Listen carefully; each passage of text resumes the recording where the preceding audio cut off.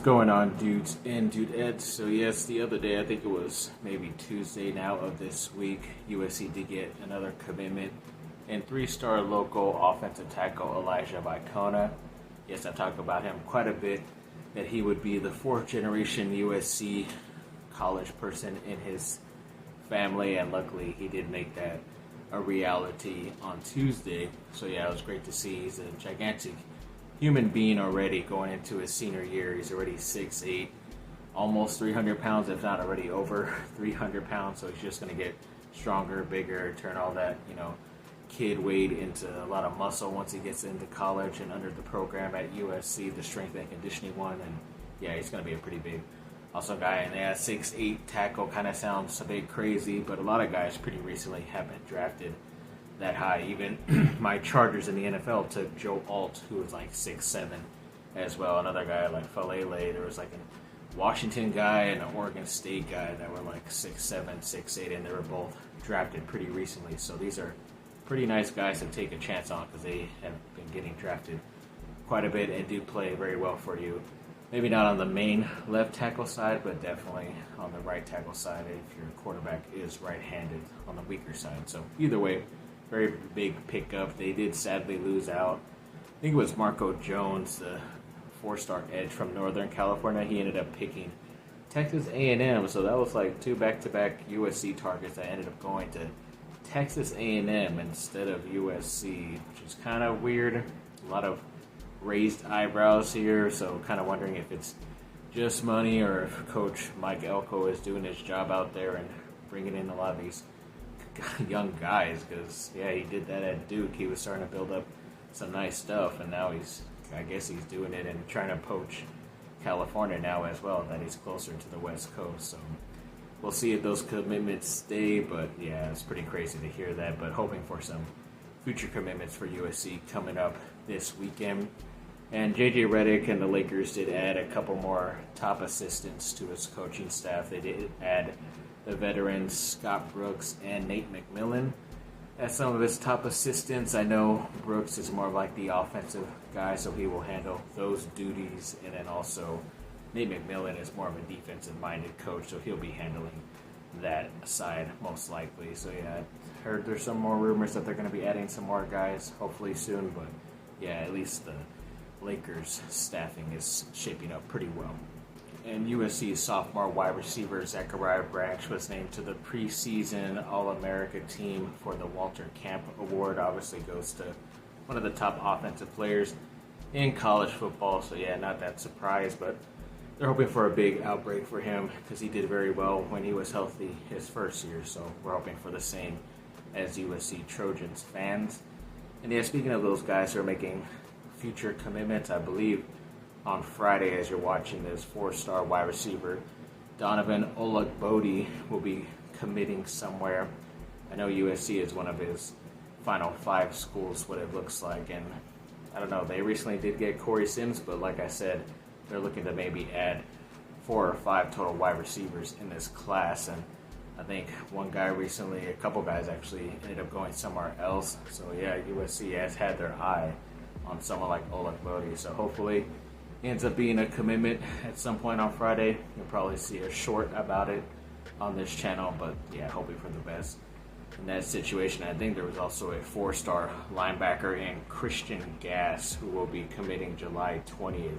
And I believe USC is one of his final 3 schools, but according to like guys at WeRSC, Scott Schrader and Mark Culkin, apparently it looks like it's Georgia's commitment to beat or to lose. So looks like another 4-star linebacker is going to end up going over there, which sucks. But I think USC has some pretty good hold on the commitment from Riley Pettijohn, the 4-star linebacker from Texas, who I believe is committing at some point this weekend coming up as well. So you'll most likely will hopefully see a short about that of his live commitment to USC. But I guess they are a bit more high that he will commit to USC compared to Gass. But at least they made the top 3 for one of those top 4-star prospects. And you see right there the 2 USC guys, obviously Delta Connect right there with Bronny James holding up their new jerseys and the new numbers, but also Isaiah Collier wearing his new jersey for the Utah Jazz, the ex-USC point guard. And I believe both of those ex-USC guys have signed their contracts. I want to say Collier was like around the $12 million, and I was kind of a little bit surprised of how much Bronny got for being a second-round pick, especially a late one, but I guess that is the normal type of second-round pick that you could get, especially if you're signed to a long-term deal compared to a lot of second-round guys who are just two-way players, and that's less of a guaranteed contract. But since they were able to make up a good contract and agreement, they were able to sign him, I guess. But I guess I shouldn't be surprised with his dad running pretty much everything. But we'll see if he can earn it, especially in the next couple of days. I think the Summer Classic up there in Sacramento starts, so we'll be able to see him play in some of these Summer League games. Hopefully that he won't be, trying to not play them like his dad during the regular season. But yeah, I'm pretty sure a lot of people are going to be going to Vegas just to get a glimpse of Bronny in a Lakers uniform. And then, ex-USC guy Drew Peterson ended up signing a two-way contract with the Boston Celtics, so he's going to end up staying there at least for the next couple of years or so, going from in and out of the G League to the main roster if they need him. So congrats to him and the newly ex-USC champion, so that's pretty cool by him. And On3 had a list of the tackle leaders for the transfer portal players, and USC's linebacker Easton Mascarenas-Arnold was there at the number 6 spot with little over 100 tackles total. So yeah, that's pretty good. They're obviously getting a really good player. Yeah, Oregon State wasn't as good last year, but he is still a very good player and one of their top transfers out of that school. So I'm glad he is with USC as of right now. And then when it came to those Duke guys, you see them right there with their new jerseys. And then I believe Jared McCain, the first-round pick, has signed, but I don't think Kyle Filipowski, that early second-round draft pick, has signed yet. But I'm pretty sure that's going to be happening pretty soon, coming up here in the near future. So congrats to those guys. And then, when it came to miscellaneous news, the Killers, one of my favorite bands out there, they released that music video for pretty much their biggest song and their main single, Mr. Brightside. That music video came out 20 years ago, which is pretty freaking crazy. So yeah, obviously one of my better years of being 14. I'm pretty sure that was 2004. So yeah, it's definitely the main reason. I guess I did it's not Smile Like the Music.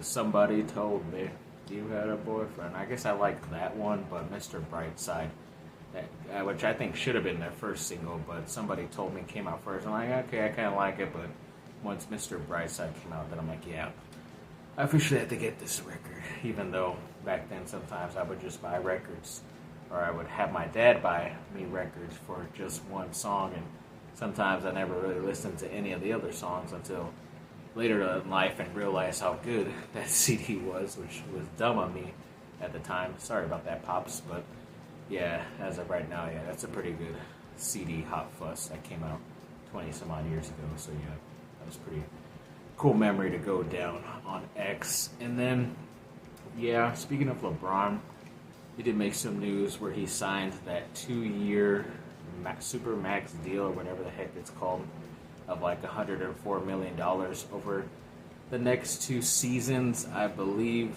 it's a 1-and-1, so next year he has the player option to decide if he wants to accept it again or not. So it looks like he's just going to be doing that for the rest of his career and kind of leaving the Lakers out to dry and all this stuff.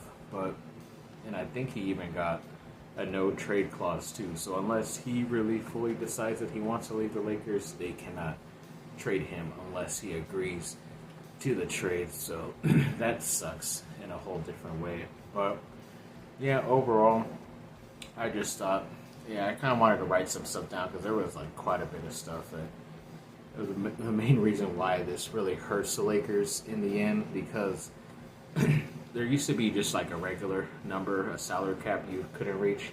Now they kind of give you 2 more above that to be able to reach, and you're kind of still okay, but now there are limitations. So now you can't trade multiple players for one of those aprons, as they call it, or you can't accept more money now, even though if you have enough money or something like that, if you reach like the second apron or whatever, or you can't trade with two teams that right around or above that second apron unless it's somehow the exact same money on the contract, which is usually not always the same when it comes to certain players you're trying to swap.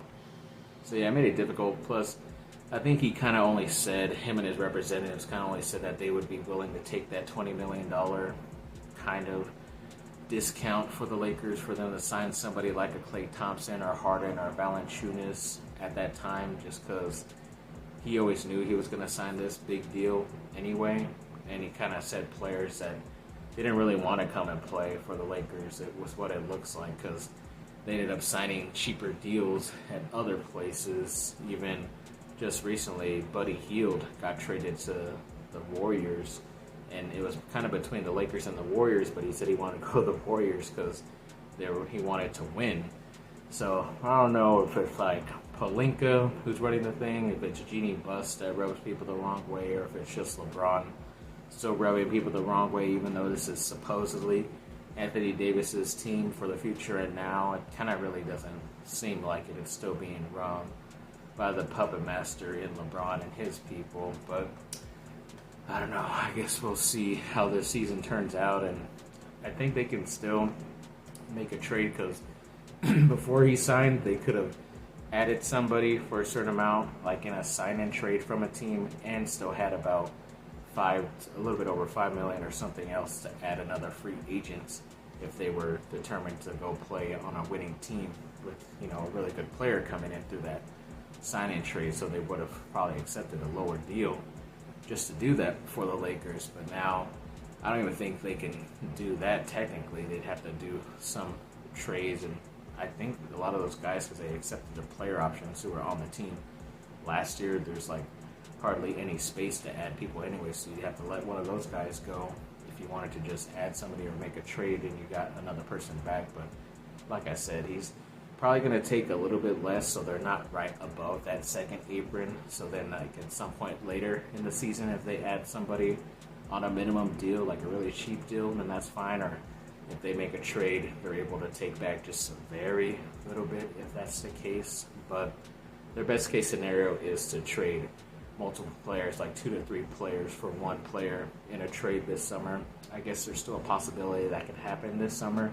It's just looking more and more difficult. And even LeBron said he was going to give him a week from when he entered free agency, but it had only been like 3, maybe 4 days, if that, before he officially signed, because I guess all of his players that he would do the deal for ended up signing somewhere else. So like I said, it just seemed like it was kind of done from the beginning, and he was going to sign this big deal either way. But as a true Laker fan, I guess it's what we have to deal with as of right now. So thanks for watching, people. Like and subscribe, comment down below, let me know what y'all think. Have a great rest of your day. Bye. Then when it came to